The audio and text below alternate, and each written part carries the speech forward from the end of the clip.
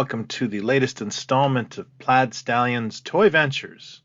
This week, we're going to talk about the invincible guardians of world freedom, the Shogun Warriors by Mattel. No, not those ones. Someday.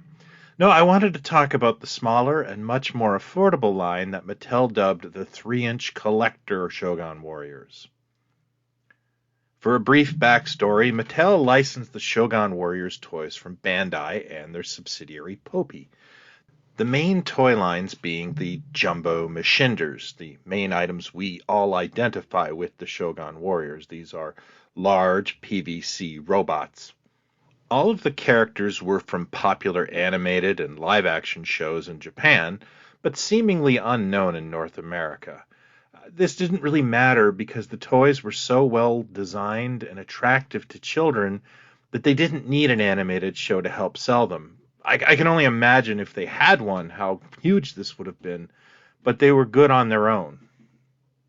In 1977, Mattel launched the line with 5 Jumbo Machinder characters, and while Christmas 1977 was the year that Star Wars didn't show up, leaving science fiction hungry kids to choose between things like Shogun Warriors and the similarly Japanese science fiction infused Micronauts line from Mego.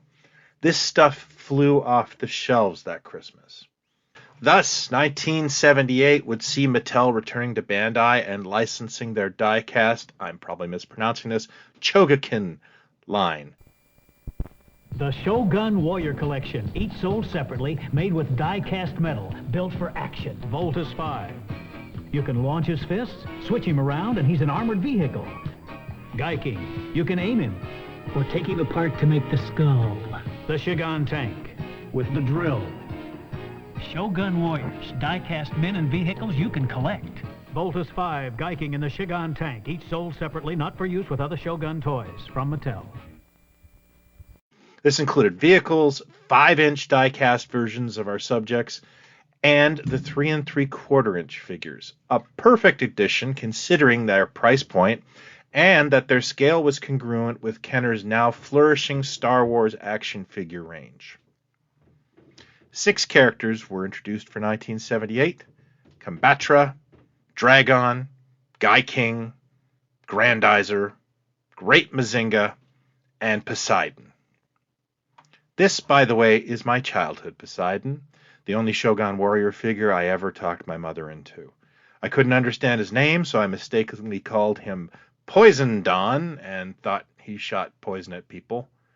I was 7, and I wouldn't get into Greek mythology for another 2 years.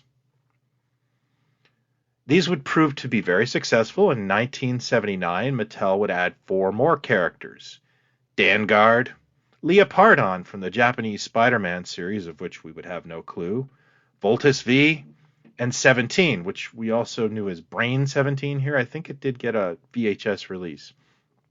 I don't own any of these, sadly. They are much harder to find, and I'm still looking.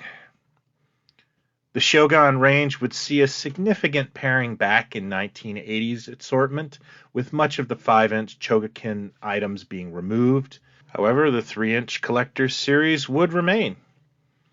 There seems to be about 3 different types of packaging for these figures, as well as foreign variations. My personal pride and joy is this Canadian boxed Poison Dawn, just like I had when I was a kid. Mattel would cancel the Shogun Warriors line in 1980 after 4 successful years, but the story doesn't really end there. I just wanted to mention that the 3rd issue of our magazine, Toy Ventures, is now available. If you like the content here and you like reading about vintage toys in an analog way, please consider checking it out. We're very proud of this new issue. We do have back issues available. We even offer a bundle of all 3. And if you act right away, you will be able to get the free iron-on transfer. That was a pre-order exclusive. We do have a limited quantity left. Thank you for considering. The links are below in the description. Bandai themselves would spend the early 1980s trying their own hand at U.S. distribution, mainly with a large, pricey die-cast versions of the same characters that they dubbed Godaiken. But they also included a budget line called Mini Godaiken, which were some very familiar faces. Now, the Transformers craze of 1984 made these kind of invisible to kids of the 1980s. And I remember they hung around in my local Toys R Us stores until the early 90s. And now they seem to be completely disappeared. I don't see them at shows. I don't see them at flea markets. I really wish I had kept the many I purchased over those years. This is one of my favorite little collections, and by little I mean it's not something I spend a great deal of energy or time looking for. I'm always kind of looking for deals, and if I see them in the wild or at a toy show or occasionally on Canadian eBay, I will pick them up because I always want to get them in the Canadian package. But it's not something that I devote a lot of time and money to. It's just happy little victories, and I don't care how long it takes me to finish this set. Do you have stuff like this? You can let me know in the comments below, or you can hit me up in our Facebook group, Pod Stallions. We're always willing to talk about toys. Thanks as always for watching. If you're new to this, I hope you'll consider hitting like and subscribe. This is what we do every week. Until next time, take care, be well, and talk toys, not other people. Cheers.